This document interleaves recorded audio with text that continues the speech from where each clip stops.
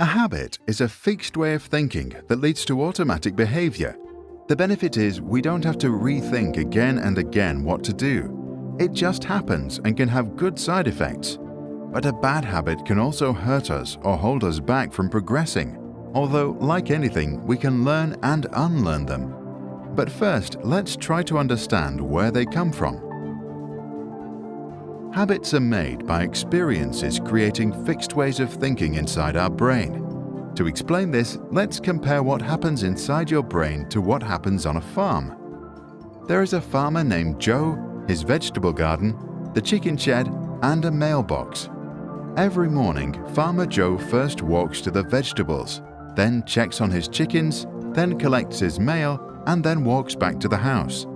After a few days of this routine, his trace becomes more visible on his farm. After a few months, the trace becomes fixed pathways, not only on his farm, but also inside his brain.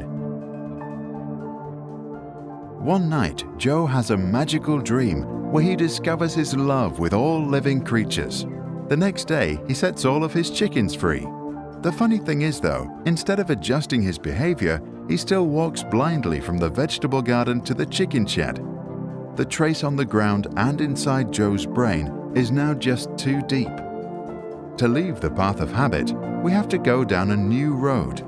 This takes time and multiple repetitions of our new desired behavior and willpower to keep going. A habit is often a response to a certain trigger, which is followed by a routine and usually ends with a reward. This is also called a habit loop.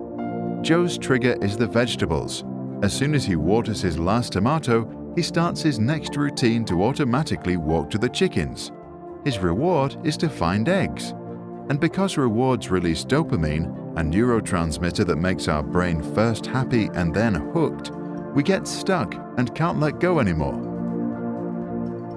Joe's sister lives in the city. She has a funny habit. Whenever she hears her phone, she automatically looks at the screen. Most of the time, it's just a random, irrelevant message. This happens even if something far more important was happening right at that moment. The sound from the phone triggers a routine in the hope for a sweet reward and some of that addictive dopamine.